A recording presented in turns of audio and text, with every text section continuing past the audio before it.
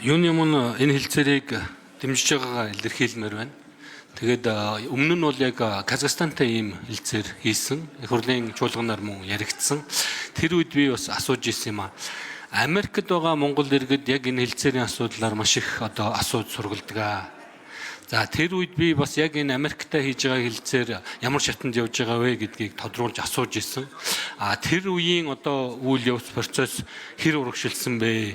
Энэ тал дээр мэдээлэл авмаар байна. Яг тэгэхээр Америкт бараг 40 мянган монголчууд байгаа. Энэ хэлцээрийн үр дүнд тэнд байгаа нэг монгол хүний аж амьдрал асуудал тодорхой хэмжээгээр шийдэгдэж идэг ийм чухал ач холбогдолтой юм аа. Тэгэхээр энэ Америктэй хийж байгаа хэлцээр маань ямар шүү шатанд явж байгаа болоо сүүлд ярьж исэн тэр шатнаас ямар зүйл агсан болоо гэдэг дээр хариулт авмаар байна. За.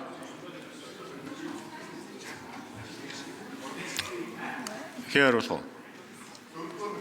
Дөрөвдүгээр микрофон.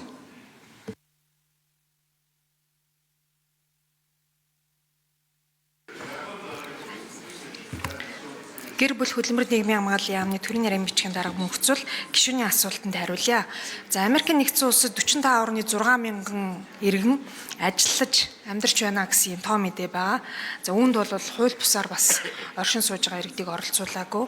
За Америкийн нэгдсэн улстай хийсэн хэлцээрийн асуудлаар өнгөрсөн 2025 оны 10 дугаар сард Монгол улсаас Америк нэгдсэн улсад суугаа элчин сайдын яам дээр бас манай яамны холбогдох төлөөлөл очиж ажилласан байгаа. Элчин сайдын яамнаас бол бид нэр онлайнаар ингээ уулзалт хийж байгаа. Ингээд Америкийн талтаа бол элчин сайдын яамаар дамжуулан гадаад иргэн яамаар дамжуулан ажиллаж байгаа.